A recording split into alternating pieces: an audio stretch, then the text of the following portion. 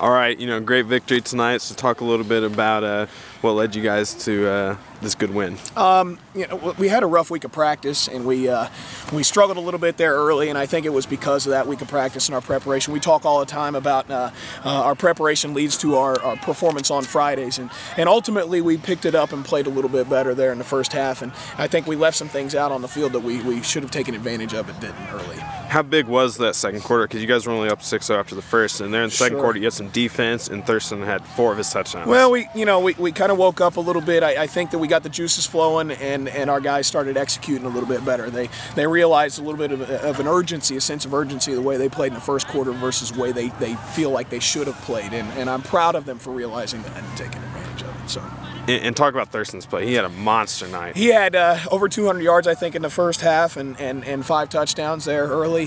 He ran the ball well. He saw things, and that's just what he does. He sees things, and the way the offense is designed, it gives him a lot of opportunities to make those cuts, and he saw them well and had some big runs. So he played very well, and I'm proud of him.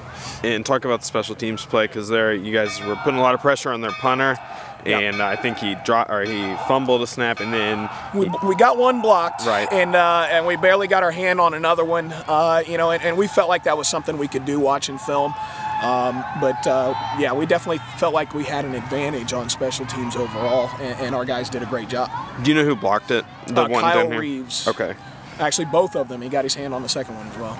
And then you guys were up to such a big league there at half, you decided to pull your starters. So what was kind of the thought process behind that? Well, we went into halftime, and I felt like we had an advantage there, and I thought our JV guys and our freshman guys should have the opportunity to play in a sectional win, and not only just to play, but to perform well and give them an opportunity to put the game in their hands a little bit. And I thought they responded really well to that, and I'm proud of the way they came out here in the second half, and I think they did a good job. So, and Brebeuf ended up winning. Okay. So what's kind of your thought process heading into next week? Well, we've got Chittard or Greencastle, I guess, was who we were going to play, and Chittard was 25-0. Yeah, Chittard. That's why I'm excusing. Okay, well, I know they're big and physical. They of course have had another really good season. They beat Cincinnati Elder, I think, last week. It was a very close game, but our freshmen played them early in the year and lost 21-0. But our freshmen competed really well with them. I think that as long as we play a near flawless game and really execute to the highest level, we have a chance of playing very well with them. I know they're not as big as they have been in the past.